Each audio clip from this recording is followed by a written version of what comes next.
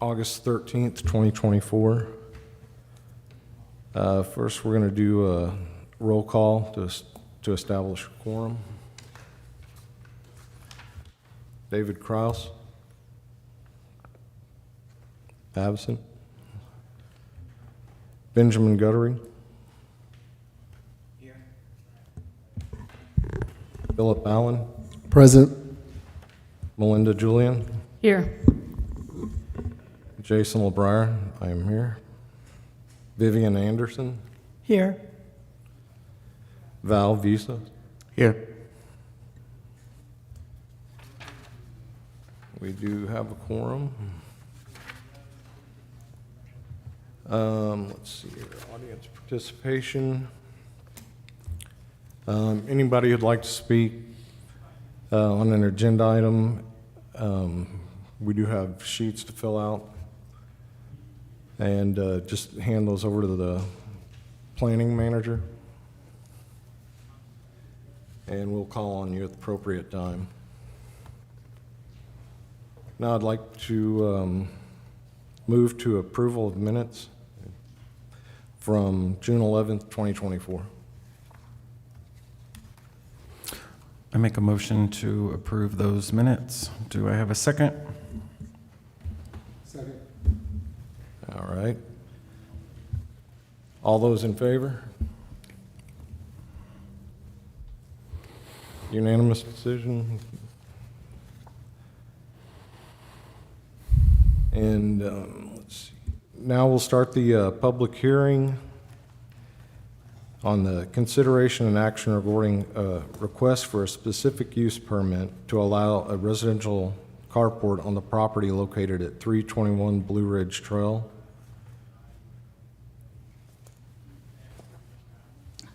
And then we need to open the public hearing. Yes, if we have anybody who would like to speak on that, on 2A? Open, Oh, So at, could we The say, time. could we say that you're going to open the hearing at what open the time it hearing is? at 6:33? Perfect, thank you. Yes, Mr. Vice Chairman. So this item is a request for a specific use permit that would allow a residential carport at this residence. The applicant is here today, so he can answer questions about the carport design. But essentially, his driveway is on a slope, so he is asking for the building requirements to be adjusted so that they don't exceed the 10-foot clearance. That is a part of our code of ordinances today. But we do have our building department here to give us a little bit more background on his application.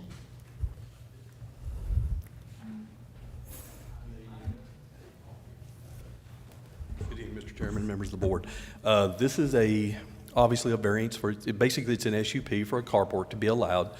It does not, being I was given direction to look at all carports that come through, it is not going to be exactly what the council's desire was to be. However, I was asked to look at each case, look at the difficulties, and this one does. There is some definitely difficulties in this build to do it as the design, I guess, that was recently put in place. Even though we don't have any, I would say, any guidelines to go by, it was just direction that we wanted. I do know they have, I'm going to give my support on this. The carports in this area are all similar to what they're asking to build. The driveway is an extreme steep slope on this. We have an ordinance in place right now that basically says it's 10-foot and clear opening height. If we were to ask them to build a structure like some have done in the past, you would probably be talking close to 14-foot in height just for the front. So because of that, because of the nature of the difficulties to this build, my recommendation is that I think this meets the criteria, and I think we would have the support. So if you have any questions about any of that, I'd entertain. Yeah. I appreciate you being in attendance. Thank you. We always have clarifications, questions when it comes to these special use permits. You know, we're kind of working out the language and intent Yes. as we see on a case-by-case basis. What do you think is the intent? If you could kind of sum up what the council's intent was when it comes to, you know, ports after the passing of that ordinance, what are we generally looking for here? So I've had some very recent discussions, and we're probably going to be looking at taking this back away from an SUP. I did this for 21 years, looked at carports, looked at the design, looked at the way they're intended to be and to match the surroundings. I think that's what we're looking for now. I think we're going to be bringing this probably to you pretty soon. The intent was, the intent was gables. They wanted to make it look like the house. But in this situation and many others, that I've got several other carports that want to come, but that's not an ideal situation. You could be talking about upwards $25,000, $30,000 to do a simple carport. And I don't think that was ever the intent, to put that burden on a homeowner. So this is why this is kind of the first ones to be brought on to us to look at for your consideration. Obviously, you guys are the ones that decide, but if you're asking my professional opinion, I think this is something we need to entertain. We need to definitely look at the difficulties that people are having and the design of their house that we're asking them to attach a gable roof to. And if you've got, I think you have pictures of it, and you can see why that would be almost impossible. They would have to go to the complete top of the roof line, and I don't think that was ever the intent to do that. So I'm gonna actually put something together to bring that to the council to present with design criteria, basic layouts of it, because I would say 95% of the carports in this city right now are simply flat carports. They're not gabled carports. And I honestly find that hard to believe that was the intent, is to make every carport be a gable. But I will be bringing that back in front of the council. Do you think there was more of an emphasis on the materials used, metal, Yeah. versus height requirements, measurement units? Yeah, things like overall that? looks. They want it to look like it's part of the house. And that can be done in lots of circumstances, but in these particular circumstances, it is a brick home. I mean, you could do brick columns, but again, when you look at the overall carports that are in that area, this carport that they're going to present to you is the same as all the others around it. I don't think that's, in my opinion, that our idea should be what matches, what is consistent. And I think that's what we're looking at. So that's kind of my input on that. You've answered everything I was going to ask about, so, okay. Thank you for being here. Absolutely. Mr. Nelson, would you like to go up and?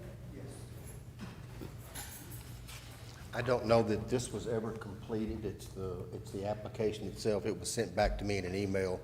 Didn't have some items on it, but I have it here now. I don't know if you need that. And Mr. Nelson, can you tell us who you are? Because I was reading and it said you're the homeowner. I'm the homeowner, yes, yes, And sir. it says in there that one of your friends that does this is going to be building it? Yes, he actually he builds carports. He's a friend of mine, and he's going to do the construction, him and two other guys. They're going to do it separate from the company itself, but using the same materials. It is going to be painted. It's going to match the house. I've recently applied for the Saginaw Home Improvement Program. Okay. Put a new driveway in, painted the house I painted the brick, painted the trim. We repaired the fence. We painted the fence, put a new garage door up. This is the final thing that I would like to get approved. Just to protect my investment, I just purchased a new vehicle. I have to park it on the street because I have a 65 Mustang that was parked on the street before. It got sideswiped, had to replace all the windows. Or actually, no, it wasn't sideswiped. Somebody came along and broke all my windows. I've had a truck that's been sideswiped, so I would prefer to park into my driveway and take it off the street and protect it from the environment as much as possible.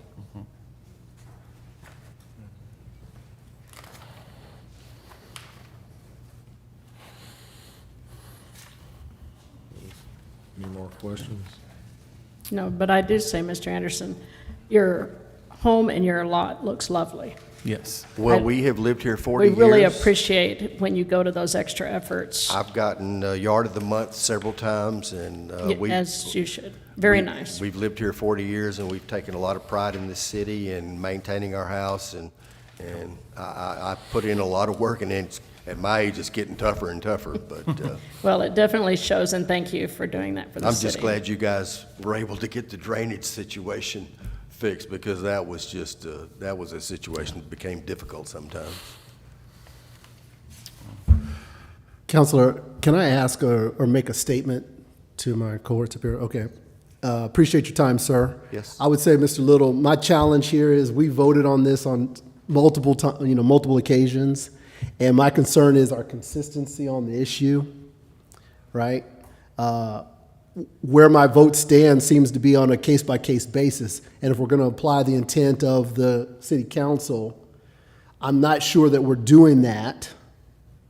You know, I'm going to take the lead of our professional on this, but the language of it at this point doesn't seem like we are applying what they set for us, Currently, yeah. right? And so I hope we can resolve that, because I don't necessarily feel comfortable voting it. But I'm going to go on, the professional. Can I ask, the only thing that we're being kind of asked to change from what the council has currently on the books is the height of the entrance. So all in this residential, or in this zoning area, all carports will need a SUP, period. Right. So, but yes, your guidelines aren't super clear in your ordinance, but it's going to be the height, and it's going to be the look of it, essentially. Right. So yes, your height, your angle, and like what your clearance looks like, and your material. But I'll remind you, if you look in your packet, you can see where there's questions about benefits the city gains, adequate utility and road access, drainage, design location, how it meshes with the surrounding areas. Those are when you have an SUP, that's what you're considering and approving it. Yeah. So I would advise y'all to look in your packet and look at those questions and see if you, and maybe you can solicit more information about those topics, but see if what has been presented to you today and what staff has advised you on matches with what the questions and what your guidance says. Other factors involved, yeah. Vice Chairman, we did have 3 reply forms. Yes. The reply forms, I've got 3 in favor. I do not have any opposed. Yes, if you could read each letter out. From Ruben Padilla, 329 Blue Ridge Trail, in favor, no comments. Scott Scullenberger, 313 Blue Ridge Trail, in favor, no comments. Sandra Smith at 300 Opal, comments, I am in favor of permitting a residential carport to be built on the property of 321 Blue Ridge Second.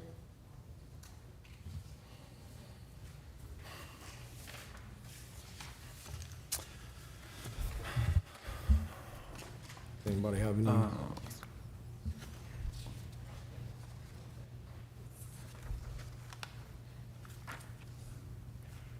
Does anybody I else? guess just while this is open, I want to make a statement too, and so the gentleman from the city that came up and spoke, while you're talking to the council about maybe amending this or changing it in the future, that any carports that are, or additions of any kind, that they kind of take on the character of the immediate neighborhood.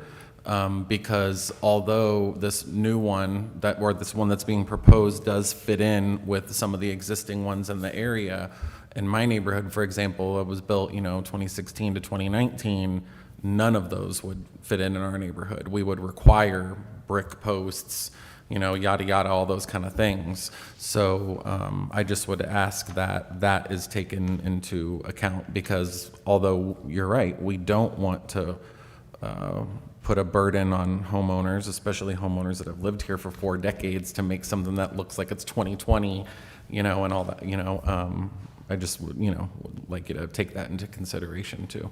Yeah. But I see the need on this specific special use permit. The house is on a slope. I mean, how else are you supposed to have an entry into the carport? So that's kind of where I stand on this one. I don't, yeah.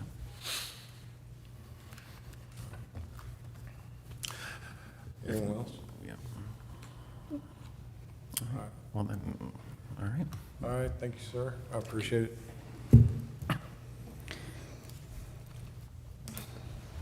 And do we have any motion? Mr. Chairman, we will need to close the public Okay. hearing at the time. I'd like to close the public hearing on 2A, requesting an SUP to allow residential carport on the property located at 321 Blue Ridge Trail at 6:46 PM.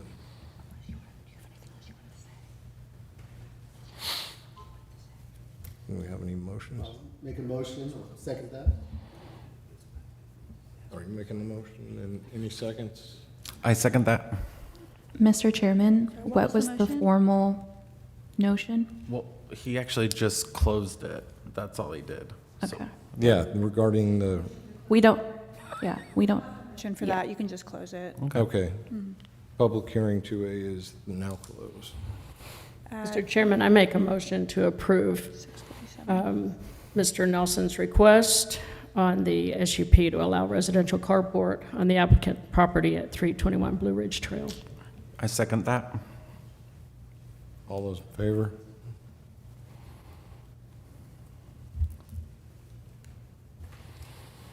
Passes. And any of you against, or all are in favor?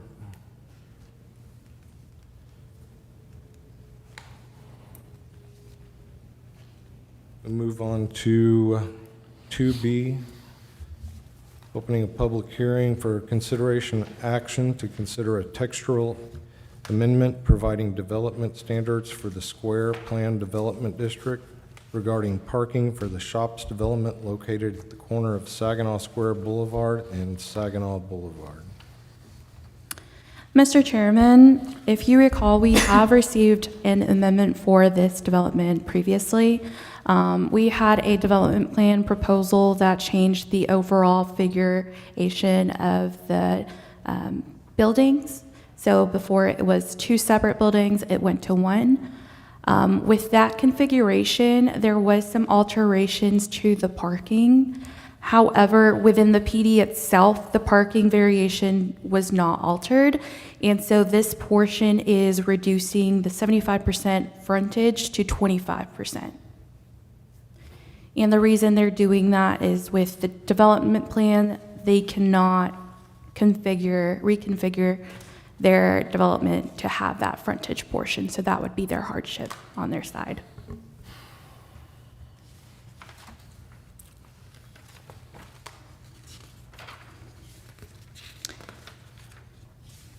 And with that, also, we would just need to open the public hearing. All right, we will open the public hearing for the consideration and act. Oh, I thought I did open that, but Okay, sorry. 6:49, okay. yeah, 6:46. Okay, 6:46, got it. And- And audience participation or anybody? I don't think that the applicant is here. He wasn't able to make it, and we did not receive any reply forms for this one.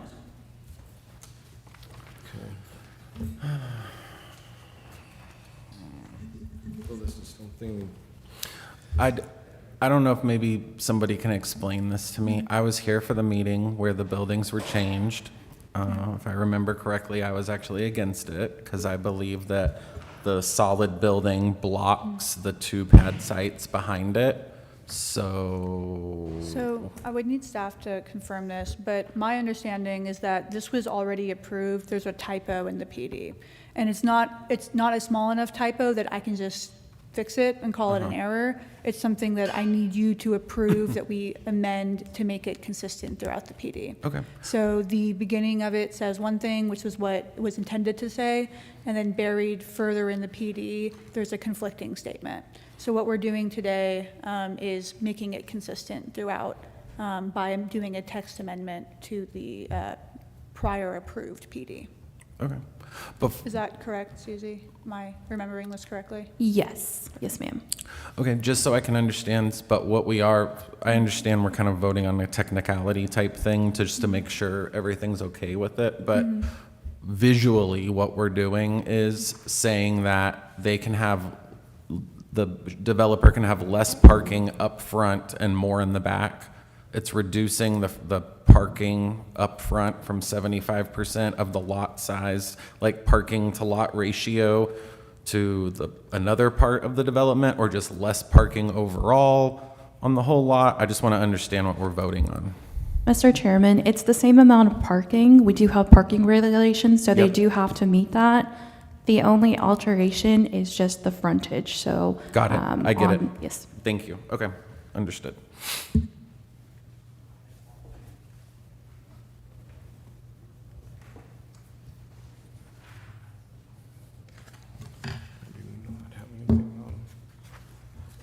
I have no replies on that one, I believe, so. So, Anybody have any more questions or close the hearing? so then we can just close the hearing if no Yeah. one else wants to talk. I'd like to close the public hearing on 2B, consideration and action to consider a textural amendment providing development standards for the Square Plan Development District regarding parking for the shops development located at the corner of Saginaw Square Boulevard and Saginaw Boulevard.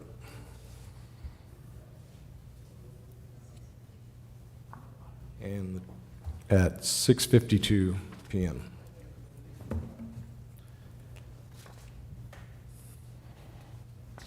Mr. Chairman, I'd like to make a motion that we approve consideration and action to consider a textual amendment providing development standards for the Square Plan Development District regarding parking for the shops development located at the corner of Saginaw Square Boulevard and Saginaw Boulevard. We have a motion to approve by Melinda Julian. Do we have a second? Second by Philip Allen. All those in favor? All present parties are in favor, none are against.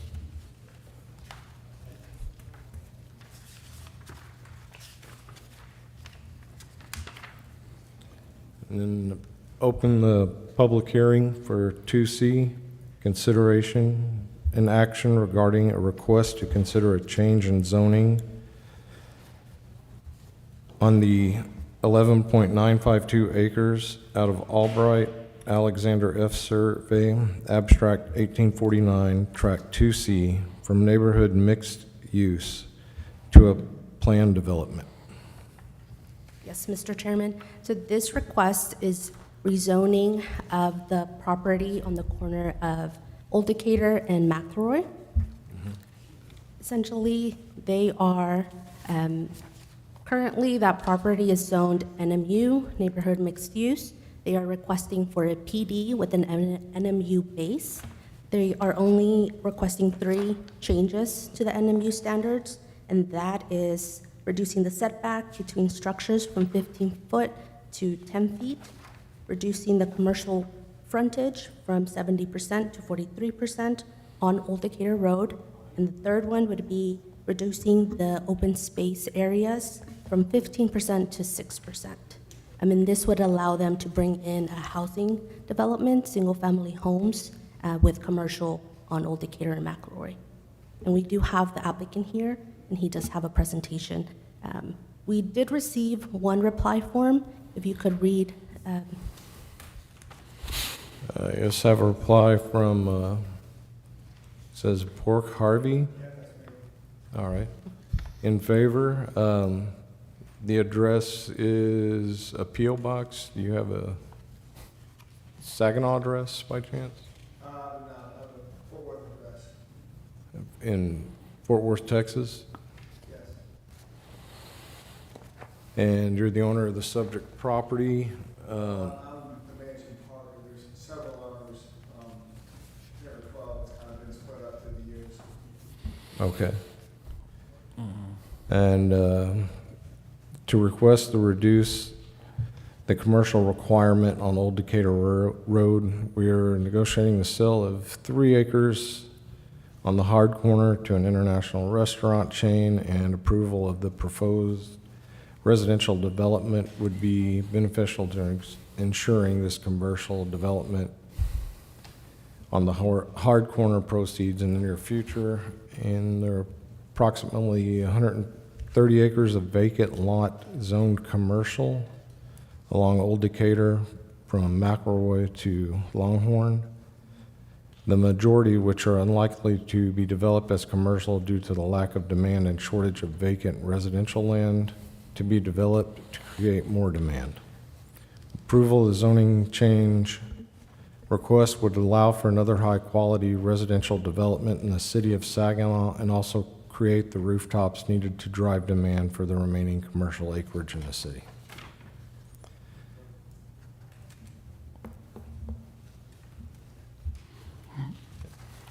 And that's the, I believe the only reply I have on, well, I have this. And it's for Mr. Harvey to speak. I'm going to interrupt very briefly, just for a quick moment. I just want to make sure the record is clear on this. We do have before this meeting began, I was handed a conflict of interest affidavit, not for any of you, but for a member of our staff. It is not a direct conflict, but I want to make clear that Susanna Victor has left the room, and she filled out this affidavit before this meeting began out of concerns of a potential conflict or an appearance of a conflict. So just so that our record is clear, she's not in the room, she's not contributing, she's not giving direction on this item. Well, and also, just so we're doing everything correctly, you read the form, but then we have to open up the public. So he opened the meeting at the very beginning. Right. I'm going to allow that to stand. Okay, sorry. Normally, we would do it a slightly different order, but it's Yeah. been opened. Apologize. You're okay. Go on, sir. Mr. Harvey. like to- Okay. Just state your name and address. for the- Sure. Burke Harvey, 1608 Rogers Road, Fort Worth, Texas, 76107. Okay. Thank y'all for being here. Really appreciate that. This property, my father put together this property and properties around it probably 50 years ago. And it had been zoned, all of it, for commercial for a really long time. And my father passed away years ago, but there's never been enough demand for the whole 12 acres to be commercial, so the property's just basically sat there vacant, not really helping anybody. And I applaud the city of Saginaw for working with, I believe it was Zebra Nusser, it was Peloton at the time. And they kind of did a land study and said, hey, I'm not sure that the best use or the practical use for the whole property is commercial. That's why it hadn't been developed, so maybe we need to revisit and come up with a land plan that allows some residential and then some commercial on the hard corner. So that is what was put in place probably, and I'm not a developer at all. I'm a restaurant guy. I kind of just inherited this role and representing the property. But I believe it was about 3 years ago when they made that change to the current zoning now. And I know several years ago when the build-to-rent product was going on, they applied to try to make that happen here and got turned down, and I understand. This deal is completely different because it is single-family owner-occupied homes. John from Beaten Path Development is going to be speaking after me, so he would be the actual developer developing the lots, and he can talk more about the values and the plan. But I am in the restaurant business, and we are working with a national chain, and they've submitted a contract, and we're still working through all the legal terms of it, which I don't enjoy very much. But I think we're going to be able to get there, and they are really excited about having residential use right behind it for two reasons. One is obviously they can sell more food, but it's also for jobs. It's really hard to hire for jobs for restaurants, so they are really excited about the use being residential behind it. And our partners in this deal don't want to sell off just the corner of the property for commercial until we see how the whole property is going to be developed. So it's kind of a nice alignment, if you will, of the two uses, and then seeing that the property is developed in unison instead of just trying to do it piecemeal. And I'm confident that the group we're working with to develop the residential component will do a great job. He'll talk more about the values and stuff like that. And again, I appreciate it. You know, as I said, the property's been sitting there vacant, not really helping anybody, you know, hardly any tax revenue for the city, not creating any jobs. And if we can't get something going, the partners will just, you know, let it sit there. And that's not what I want to do. I want to try to figure out how we can make this happen and have some alignment with what the city wants to see. And, you know, from a restaurant side and from a development side, we've got to hit some parameters too. So hopefully we can figure that out. So thank you for your time. And any questions? I know you can't tell us who you're negotiating with, but just so I can understand, there appears to be two commercial buildings on the hard corner. Yeah. One appears to be like a typical pad site, you know, a kind of a fast casual size building, Starbucks, Right. Chipotle, something like that on the corner. And then the other building appears to be a smaller strip, about 7,500 square feet. The restaurant that you're talking about is, or that you're, you know, would that be on the corner with the drive-through, proposed drive-through, or in the strip building? Yeah, I'm not a developer, so I didn't want to go try to pad it all out and sell it up separately. So the national chain that we're working with, by the way, great question. I said, look, I'm not going to go carve all this up. I don't know what I'm doing. I'm scared it's not going to work. Why don't you buy the whole corner? And you put your restaurant on the hard corner, and you'll put a non-competing, I would assume would be restaurant, a non-competing use next to that, work out the cross-access so it all flows together. So in essence, they would be putting their restaurant on the hard corner and another non-competing. Now, I'm not sure that it'll be restaurant, but I know that's what they're talking about, but it'll certainly be commercial use, generating you know, more tax base and more customers and for all that to come together.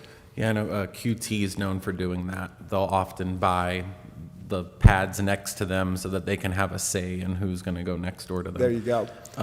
Okay, my other question, while we have you up here, I know he's going to be speaking about the home part, so Right. you're the lot guy, so I want to ask you a couple of things. Sure. There appears to be a entrance from the neighborhood, from this proposed Tejano Street, into the commercial part of it.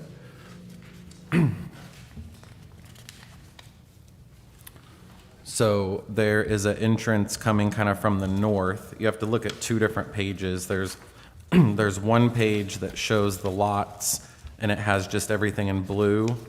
And then there's another page where you can see kind of the proposed layout of buildings. And there is access from Tejano Street into the development. Here. Correct. Right here. So it says commercial access, and this street touches with Tejano. So that would mean that somebody coming out of the drive-through can come into the neighborhood. Am I correct? That's correct. If they wanted to go into the neighborhood, if they had, you know, picked up an order and would go back to their home, they can, yes, they can come through just like you showed and go to any of the homes back there. Okay. Or they can turn left and go back to Old Decatur Road. And on that little area, kind of, I guess, behind the parking, is that going to be like a masonry wall with landscaping and kind of something so that the homes that are there, besides looking down that little commercial access street, don't have to stare at the parking lot or the trash can or? Yes, and John can speak more on that than I Okay. can, but there's definitely going to be consideration worked out in the development between the commercial and residential to provide some level of buffers to make that come together. And yeah, to your point, you don't want to be looking right into that. And I think, can you address Okay. that more than me? Okay, yeah, and then I had another question about the other kind of emergency access side and the open space, so I think that might be the gentleman from Beaten Path. I don't want to take up all your time because my colleagues might have another question too, but thank you. Oh, sure, thank you.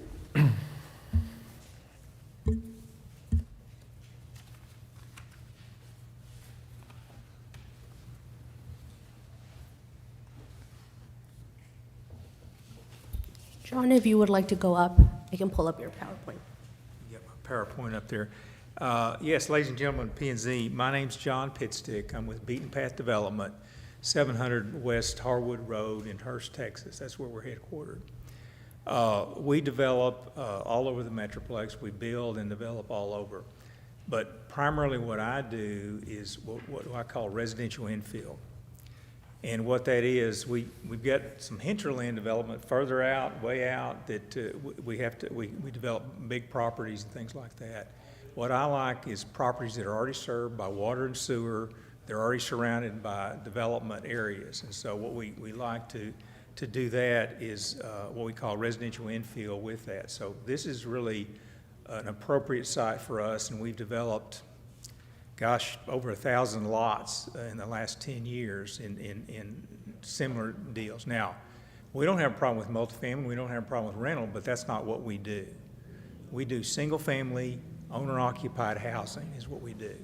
Now, most of the time it's detached, but it can be attached. So we do townhomes sometimes, but they're individually platted for individual ownership there. So that's what we do. So most people, most cities enjoy us, they like to see us coming because we're not multifamily, we're not rental housing or anything like that. And in our mind, it's just creating the highest and best use for the property.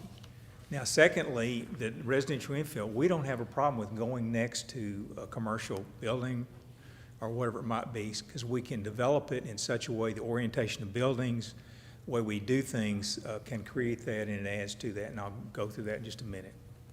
But basically, we're talking about taking and I think you had 11-point-something acres. We've got a survey, and it may have been changed, or may have been some property dedicated for right-of-way or whatever, but we had a survey for 12.95 acres, so that may be some concerns that I don't know what there was, but in the public hearing, I guess it had 11-point-something acres, something like that. Basically, next slide, if you will. This is the site, again, the northeast corner of McElroy and Old Decatur. And I wanted to just take a minute to understand, and you guys probably know it better than I'm just trying to get used to this market out here, but to the neighborhood mixed use, I read through that, and that's what we do. We do neighborhood mixed use, and this we think fits what was intended here. And it basically says neighborhood mixed use districts to provide for low intensity mixed uses, including local shopping and dining destinations compatible with adjacent or nearby residential land uses. Development will be small in scale and is anticipated to cater to residents living in or near this district. This district also provides an opportunity to include community gathering spaces, parks, and plazas for the residents and visitors in the district. We think we meet that. Again, I'll walk through that with you. I know there's some stipulations there, but that's kind of what we were excited when we found out about that. Next slide, please. Again, this is not part of the site plan, but this is what we were dealt with when we contracted for the 9.7 acres. This was the existing site plan. Again, it can change and still meet the requirements, but as you can see, that commercial entrance there was what we were dealt with. So we had to work within those guidelines, and we certainly want to promote this. The primary use is a commercial use. It's a hard corner, and we understand that.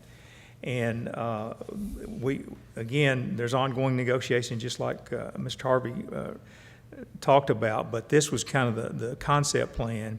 So we had to deal with the existing commercial area, but we're supportive of the primary commercial uses, and we think we're compatible with that, and I'll walk through kind of specifics of that.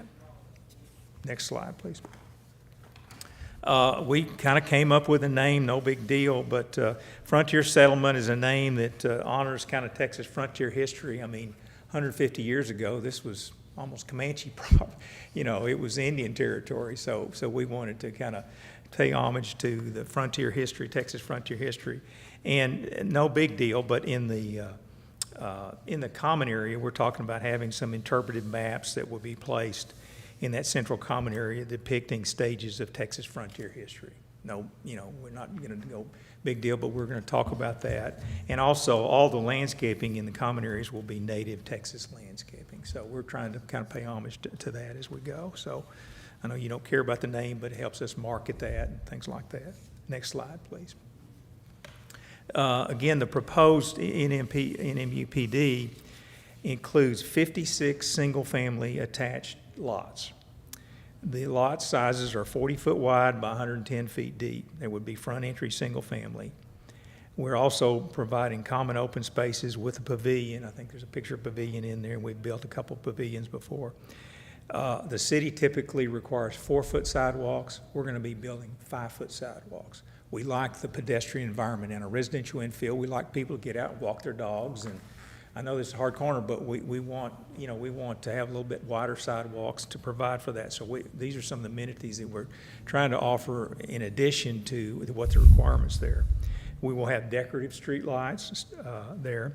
There will be a 6-foot masonry fencing on the perimeter streets with outside trees on 40-foot centers. So you can see on Old Decatur and on McElroy where we have, there'll be a 6-foot masonry wall there and then trees behind that. And then there's be an 8-foot masonry fencing adjacent to the commercial, as you can see identified there. So you can see, I think the question you had on the conflict, we don't really see that as a conflict, but the areas there as the Nocona bisects with the Tejano, again, there'll be a 6-foot masonry wall there, so the sides of those buildings facing there, they would be screened with not only a wall, a 6-foot concrete, or a masonry wall, but also trees outside that. So we think that'll take care of the issues with people pulling in and out of the commercial area. There will be entryway features. We're not sure exactly, but on the corner there as you're entering off of Tejano, that we will have probably a sign or something there, Frontier Settlement, that invites people into the subdivision. The other thing that we're finding out is this next generation doesn't like to take care of their yards. And, I got kids and grandkids, and anyway, so there will be an HOA, our homeowner association, that will maintain all the perimeter fencing, the entryway features, and all the open spaces, but we will also be mowing and edging all the front yards. So you drive by there 10 years from now, what now? Their backyards, their fenced-in backyards, that's a private, yard that they'll have to maintain. But this is kind of this residential infill that we feel that we've built a couple of things and people love it. We kind of call it like a lock and leave lifestyle. If somebody wants to go on vacation for a week, they don't have to worry about their front yard. They can go on vacation for a week and come back because the HOA will be out there mowing it and edging it. They'll still have to maintain their front flower beds or whatever, but again, it'll be common maintenance for all the front yards out there. So we think that's an amenity that brings sustainability to the development. I mean, my job is I want to be able to take my grandkids out there 10 years from now and say, see, this is what we did, and it's increased in value. It hasn't lowered in value. So we want sustainability there, and that's one of the things that we preach. But we appreciate working with staff. You can see, I don't know if you saw on this, we've been through 6 revisions just with staff. They were tough, but they were fair with you. So they're representing your community very well. So we met with the Development Review Committee, and we've also had back and forth. So we've had 6 different revisions and adding and trying to please staff to get through. I'm not sure, what we're going to end up with, but we think we've got a really nice development here. Again, next slide. These are the 3 variances, or excuse me, I guess exceptions is what I would call them, to the neighborhood mixed use. The setbacks between structures in the current regulations is 15 foot. I don't know what was assumed when they developed, but typically for townhomes, you will see like a row of 5 or 6 townhomes and then a 15-foot break and then another row of 2 or 3 or 4 townhomes. So 15 foot is pretty typical when you get attached dwelling units between buildings. We're talking about single family. So we're asking for 5-foot side setbacks on each of single, so that would be 10 foot between buildings. So that's kind of the variance there. Again, 15 foot is more typical in townhomes, and 10 foot would be more typical for single family residences. The 70% commercial frontage under the current regulation, there was a 70% commercial frontage both on McElroy and on Old Decatur. And that's what we're asking to decrease that, to get that single family. To be able to develop that, we had to work with the existing commercial area, and we had to, work with our access. We would have loved to have another access on the McElroy, but we're fine with that if we get that main access off of Tejano there. But again, that's the 43% is on that western corner there. And then the amenities and green space, if we had 100 acres or 50 acres, we could probably get you 15% open space, but on 9.7 acres, it's very difficult, and you can see what we're trying to do. So we had a central park, and basically those 2 open spaces. Now, we'll also be, I don't know if you can count this, but all the outside the fences on Old Decatur there and outside, I guess you could count that, and we'd probably get it to 7 or 8%, but there's no way we could get it to 15% common open spaces. So the 6% is that central space there, and then the other space on the side there. The other thing that we're doing is within those common open spaces, we're putting open iron fencing adjacent to that. What we'd like to do is see things open.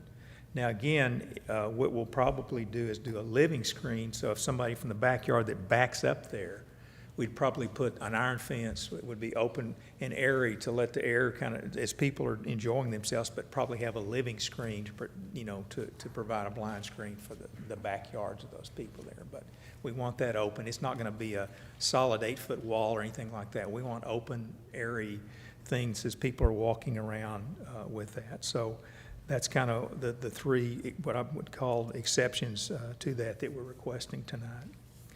And then next slide. Excuse me. This is the staff had asked us for a typical lot design. Again, 40 by 110 foot with a typical 20-foot front setback. A minimum of 10 foot is probably going to be more than that. 5-foot side yard setbacks. There'll be 5-foot sidewalks throughout. I didn't mention, but each lot will have a tree in the front yard. We'll have a major, tree in the front. There'll be a front entry driveway. But on the open side, there will be a tree and a front bed as well. Of course, the HOA would maintain that. And there's room enough for 2 enclosed parking in the garage and then 2 out front if necessary. Again, these are the minimum air conditioning square foot would be 1,500 square feet, but you could certainly go into two-story. You could get 2,000, 2,100, 2,200 square feet if you needed to on these. You can see the picture of the pavilion there that we use. It's, we like to have common area activities, and we encourage with this neighborhood, kind of infill, people to get to know each other, and we encourage people to get out and walk and like you say, enjoy the open spaces there. Finally, the last slide. Again, the neighborhood mixed use. That's 12.95 acres on the northeast corner of Old Decatur and West McElroy. Again, we're proposing 56 single-family detached lots on 9.7 acres. We realize the primary focus is on the commercial uses, and we don't have a problem with that. You can see we're taking the back side of that. We only have 1 entrance, and then we'll have, because we didn't have a direct access off of West McElroy, we're putting an alleyway with a option for only emergency vehicles to access off of that on the south side there. And again, we think the single-family detached owner-occupied housing creates the maximum value and the highest and best uses for this lot. I'd be happy to answer any questions. I was going to ask, the HOA, is that going to be ran by the residents, the Yes. HOA? Initially, what we'll do is the developer will begin, we're not gonna build on lots. We'll be selling those lots to single-family residential builders. But we'll control the HOA until approximately 70% of the homes that are built. At that point, by state law, we have to turn it over to the homeowners, local homeowners. But we will collect enough money that will put, in other words, they'll have to put back a kitty, so to speak, to maintain the open spaces and the perimeter fencing. And again, just mowing and edging. It shouldn't be that high. I'm thinking probably $50, $60 a month. But again, we're seeing that's going to be people would, instead of having to mow their yard, $50, $60 a month is usually not bad. But like I say, we're finding that next generation just doesn't want to maintain their yard. So this is another amenity with that. Do you have any more questions? Yep. Do you have any idea of who the builder is going to be? No, we have relationships with several builders. This 40 by 110 foot is kind of the new 50. If Yeah. If traditionally, I guess in the last 10, 15 years, you get those 50 foot by 100 foot lots or I remember when they were 120. Yeah. And so there's enough, I'll put it this way, there's enough competition that for the lots, again, the way we set it up with HOA, with everything, that those lots are going to be expensive enough that they're going to drive the quality up there. So it's almost like a bidding, like you said, those are going to be valuable lots, and we're hoping to get maybe a new builder that you don't have in your community. Yeah. I can't promise that, but What I would say on that is we've had a lot of entry-level home type building in the city lately. And my spouse and I, we bought our first home. We moved up from an apartment in Fort Worth, bought our first home here in Saginaw 16 years ago. And then 10 years later, we were able to build our dream home and stay here in Saginaw. And not really a place for us to retire 10, 15 years from now. Like, a little kind of a village home, like they have hometown, Colleyville, those kind of things. So I would encourage y'all to make it as nice as you've shown here and nicer, because I think the area, needs we're going to do it. the best we can. Again, Yeah. I would say the cost of the land, because it is commercially, Yeah. so we had to pay a little bit extra for the money, but I guess jealously, we like that you've already got water and sewer to the site. We don't have to extend a lot of things, so it works in our favor. And so there's going to be a competition for, people are going to be knocking on our doors once we get, because this is it's going to be attractive development. Also, just a couple other side notes. I like the name. I also like putting the Texas maps in the park. I love that. So please lean into that. Saginaw, we just started getting murals around town, and we got the grain silos and all that. I like doing our history, so I say lean into that. I do want to ask a couple of things, and I don't know if maybe because you said you had to go with the city a few times before you came to us. Why is there a kind of a faux exit on the right side, kind of going into the elementary school property? So where you have that alleyway along McElroy, and then that little...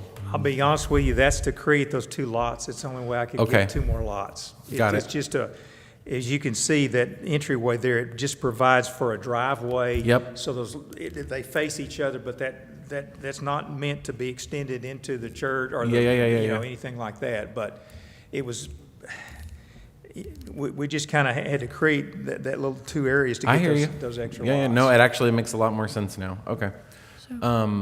If I can, I'll remind all of y'all, so what we're doing today is this is already neighborhood mixed use, but we're talking about the PD today. So the main things that we're discussing are these three, I don't know if we can change the slide. It's the three differences exceptions. that make this diverge from the normal NMU zoning district. Okay. So when you have a zoning use that you are changing to a PD, the intent of the city is for the zoning district, the original zoning district, to be adhered to as closely as possible for uses and for properties. So today, what we're talking about is these three differences.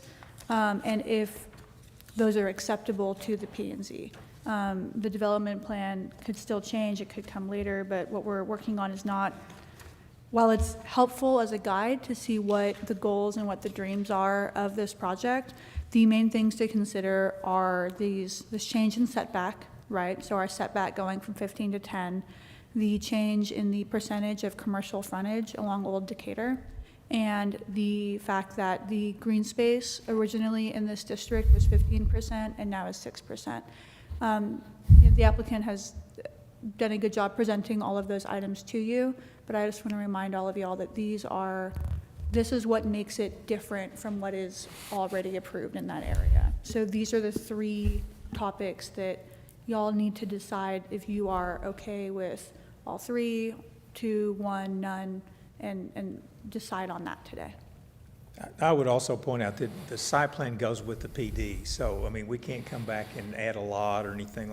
I mean, I guess as part of the exceptions that we're asking for, we're also tying ourselves to the open space, to the existing access points, the screening and all that too. So that's, we can't go back and change it. That's what I'm saying. That if we said we can meet these three deals and we want to change the site plan, I think we'd have to come back to P&Z and council to get approval, so. We're tied to the site plan. Well, then going off those three things, I know those are the main things. I initially wasn't excited to see more commercial land go away. That being said, I've lived here for almost 2 decades, and there's been an elementary school and a church kind of budding this property, and you know, the land values have gone up a lot. I mean, they would have sold it if, you know, somebody was real interested in it. You know, I think that they have tried to make the best of the commercial use of the property. I understand that number, looking at 70% to 43% looks like big, but really what's usable on the land? You know, there might only be that much usable. Nowadays, I think that there are some very nice ways to make, I don't want to call them row houses, but, you know, like I mentioned, in hometown North Richland Hills or in Colleyville or even in some of the older neighborhoods of Fort Worth, they have those long lots, and there can be some real beautiful houses done. Just depends on how they're done. The green space is a little concerning to me, and I will say that I do like that they're going to make it more open. Over here off Amber, there's actually a neighborhood where the backyards are iron gates or iron fences, and they're opened up to a retention pond with fountains. And some people have put up bushes and vines, and some people have their yard wide open. It makes it look real nice and open like he's described, and using a native Texas plant sounds great to me. You know, I don't know if maybe legal can tell us.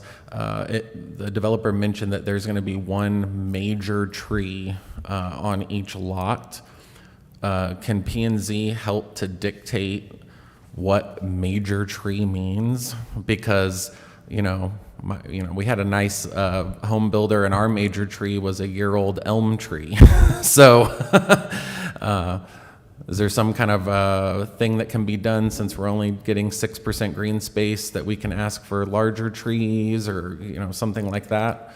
Yeah, I think it would be appropriate for you to request some sort of shade coverage, or, you know.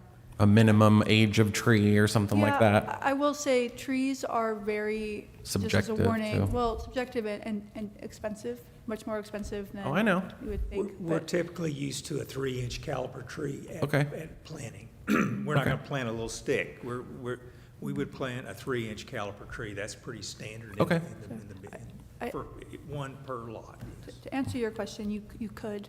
I don't know if council would run with it, but it is within your purview to recommend or suggest something like that.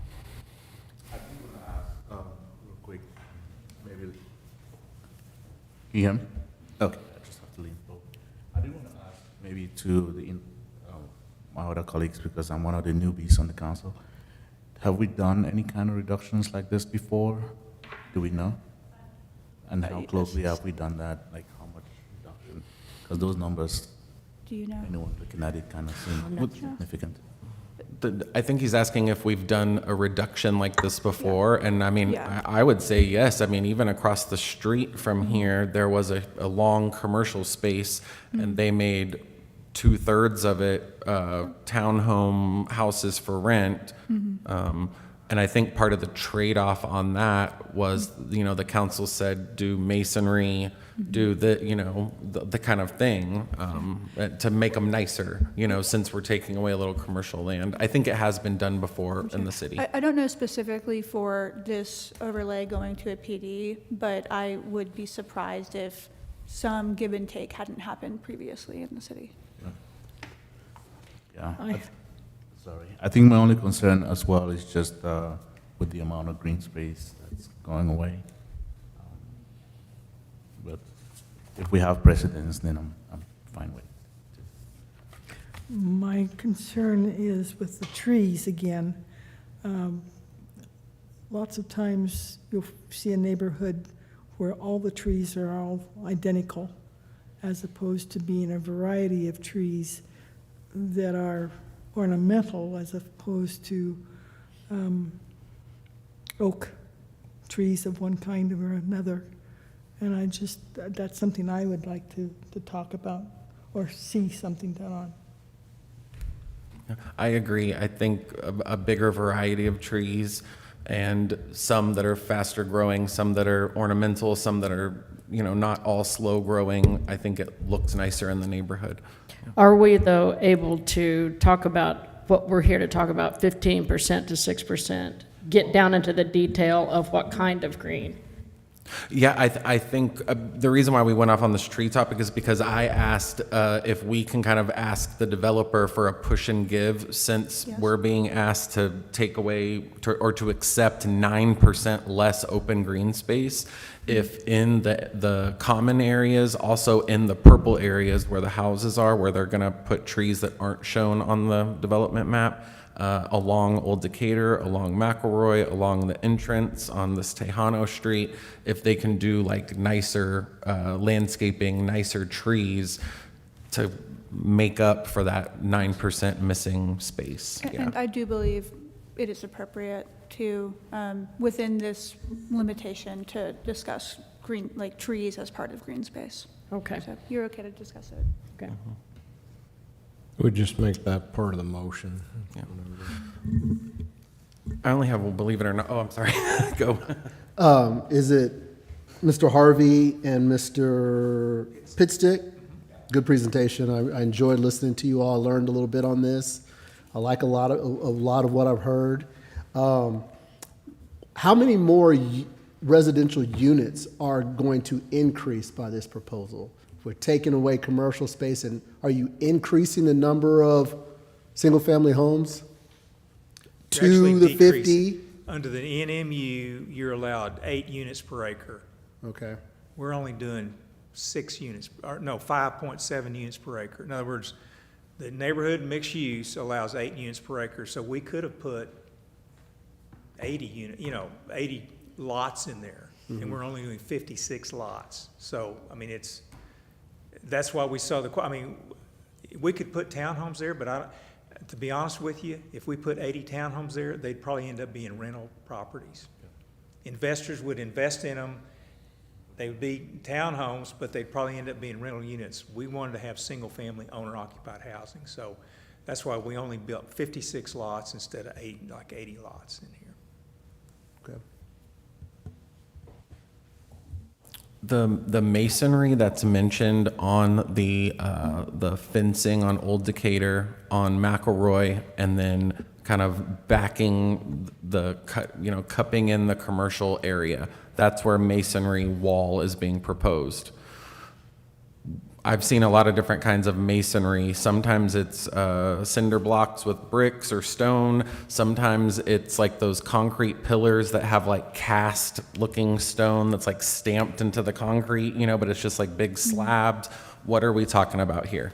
So to be clear, does this masonry, this is what the NMU already requires, right? It doesn't diverge from what the original zoning already I requires. don't think so. Yeah, We- I just was we asking for typically would clarification. build Yeah, so you can discuss it, Yeah. but it's not a consideration tonight as Yeah, much. he for discussed clarity. cupping in the green space with iron gate. I just was wondering what else is going to be cupping in the rest of the development. We Yeah. typically would build what I call a brick thin wall, which Mm-hmm. is it's brick, but it's a thin wall brick. It's not, it's a brick thin wall, 6 foot with a cap on it.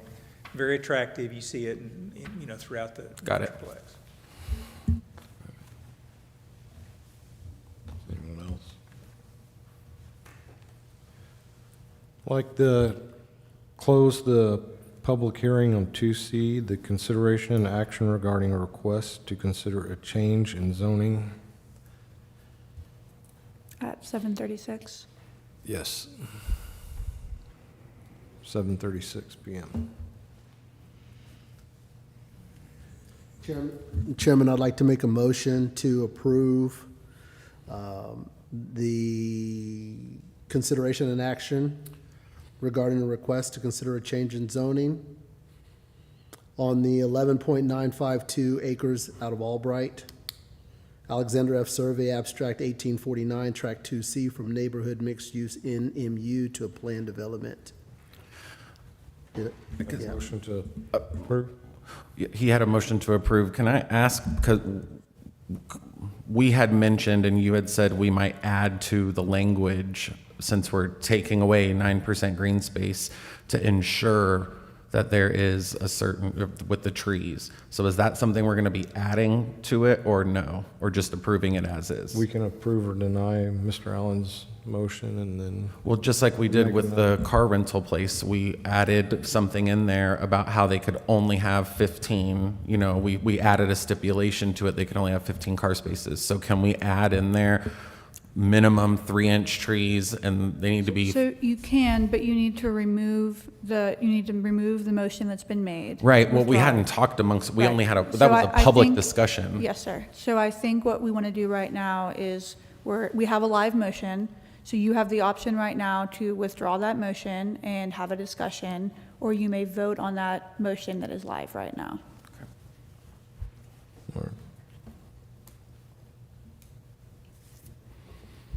did you want to add the amendment or the? Well, we can't talk amongst ourselves while the amendment's live. We either have to vote or take away the amendment, or take away the motion. So if there's not a second on this motion as it stands, I would recommend that the motion be withdrawn so that you may discuss this, what you guys want to do. Chair, I'd like to make a motion to withdraw the vote to approve this public hearing topic. Okay. And you don't need to vote on that, it's just that you have withdrawn your Okay. motion. Thank So you. now there's nothing live anymore, you guys can discuss what you'd like to discuss.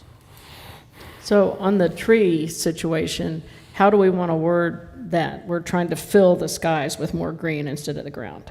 So shade area, type of tree, age of tree, size of trunk, you mentioned 3 inches. That's a pretty mature tree. Yeah, I agree. I would feel pretty happy if I bought a brand-new home and it actually had a tree of any kind.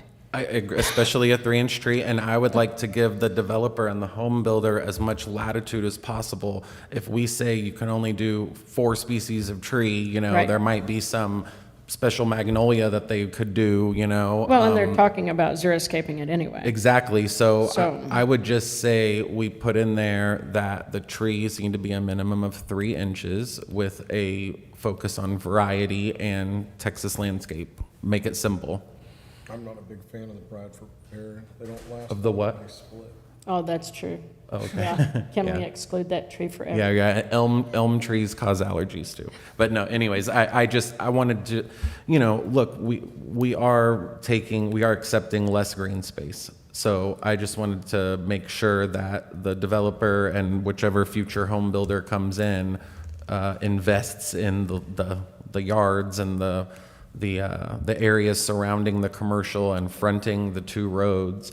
The city's going to be doing a lot here on McElroy in the next couple years, and this is the entrance into our city, because the other side of the road's Fort Worth. So landscaping is just really important to me personally.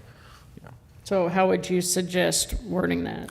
I would say, me personally, and we can talk amongst ourselves, add some type of amendment to the approval that would say trees need to be a minimum of 3 inches in diameter. And that's really it. Native Because, species, well, or just leave it up to the with a builder. focus on variety of species. Sounds okay to me. That way we don't have to cup them into, oh, well, sorry, we can't do magnolias because they're Yeah, from that would be- across the Trinity or Right. something, you know, I want to, yeah. How about if we just worded that each of the trees that's in the lot of the homes, that's in the front, be a minimum of 3 inches in diameter and with a variety set by the builder? Sounds good to me. I'm rolling. Fine with that. Would it be appropriate to specify a minimum of 4 different varieties? I think it could be difficult, just given the ability to get those trees, how those trees are going to line up, which ones are going to do better in more sun, which ones are going to do better on this side, which ones are going to grow on that side of the house. I think these builders have probably got this down pretty good. I think they're vested in trying to make this as nice as possible to sell these properties and make a nice environment. They're already giving us 5-foot sidewalks. They're obviously vested in our community. So I think if we just set a variety of trees that are 3-inch diameter in the front part of each of the residential homes would be sufficient, and just trust them to do it. They have no reason to put in an icky tree. I understand the want to put it in the language to make it variety. I just would say I think they're going to do that anyways, because, you know, they have a significant frontage on Old Decatur, on McElroy, on the entrance to Tejano, that these 2 green spaces. I think, you know, they're going to hire a landscaper to do the green spaces. I have a feeling they're going to put in multiple species of trees. And I'm not super for government regulation and messing with stuff, so since we're taking the less green space, I just wanted to get kind of something for the city in place of that without putting too much onus and binding on it. Because like I said, there could be some amazing idea or some amazing thing that they come up with, and then because we put one word in there, they got to come back to us or something, you know. That's my 2 cents on it, yeah. So do we want to make a motion to approve, as Mr. Allen said before, but with the amendment to include trees in A the minimum tree of that, all trees in the development that they're a part of, so not the commercial part, but all the residential part, needs to be a minimum of 3 inches in diameter with a focus on variety. yeah. Yeah. Sounds fair to me. Unless anyone wants to add anything or take away anything, or, you know.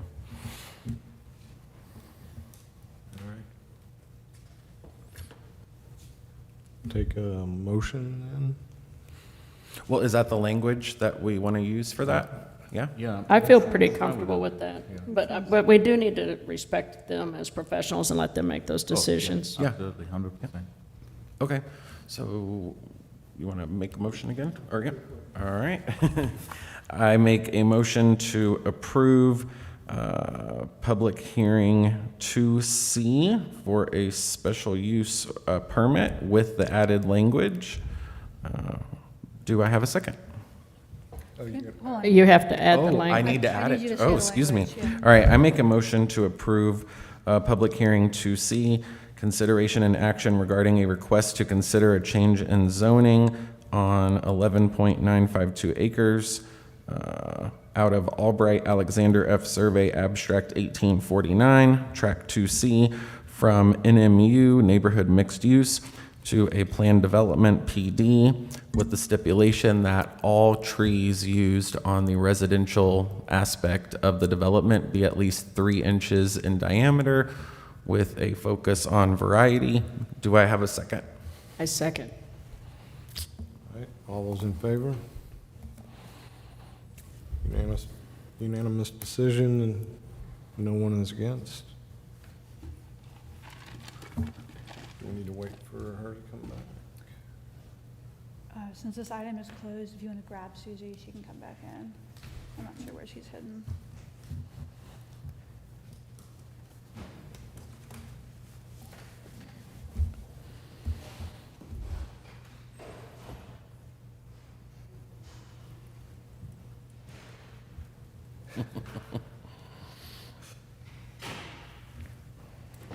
And just for the record, as that item has closed, we have allowed Suzanne Victor to return to the room, and she may now contribute to future items on the agenda.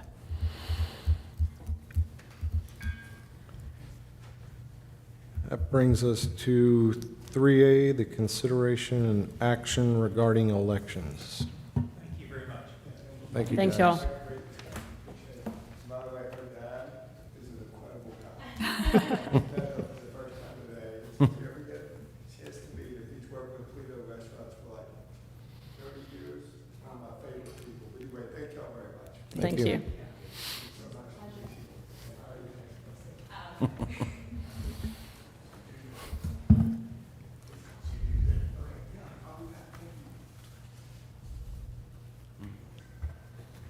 Yep. I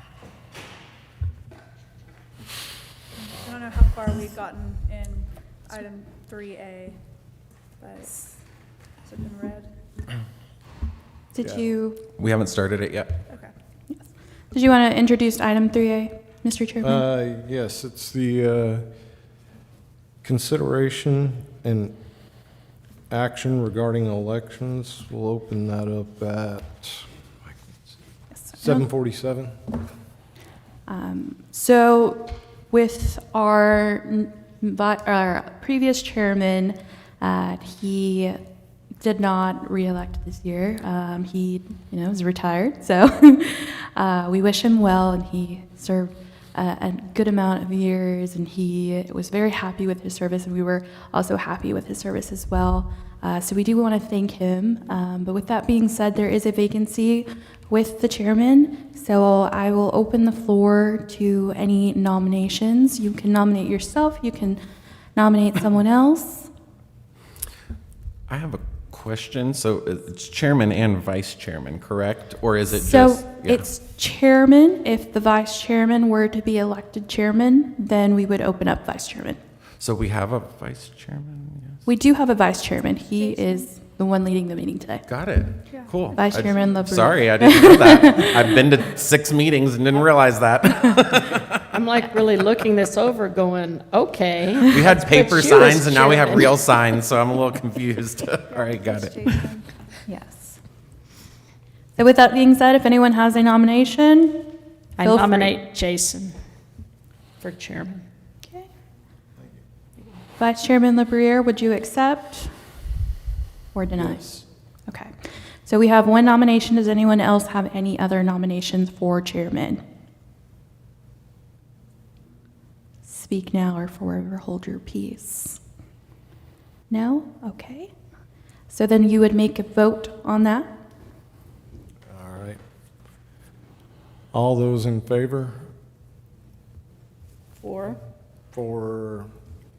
my nomination to chairman? Question. Yes, sir. Question. Do we get to vote as alternates, and this is just our first day? Yes. I would think so, yes. Yes. I think it would just be a majority of everyone, yes. Yes. Alternates are allowed to vote. Yep. Okay. Good. Okay. So Or do I need a second for that? So we would need the first, and that was Melinda, and then we would need a second, yes. Okay. We'll wait on that. Do we have a second? all right, we have a second. I'll second that motion. Thank you, Vice Chairman. And then we have a vote. All those in favor? Looks like unanimous decision. So we will now need to take nominations for vice chairman. Well, since it says it under my name, and I already kind of wanted to do it anyways, I nominate myself for vice chairman. I don't know if there's anyone else that wants to do it, but yeah. I second it. All right. Okay, any other nominations, or? All right. All those in favor?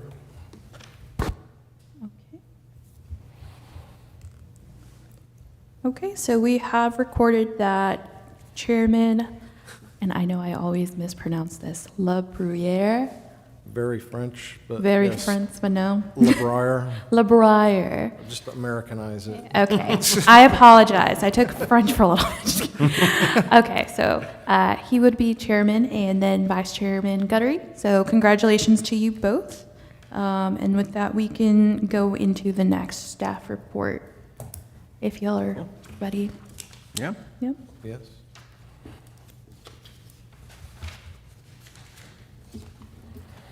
Okay, so in your packet, you do have the July and August project updates. And at this time, if you have any questions, Susie or I could answer any of your questions that you may have.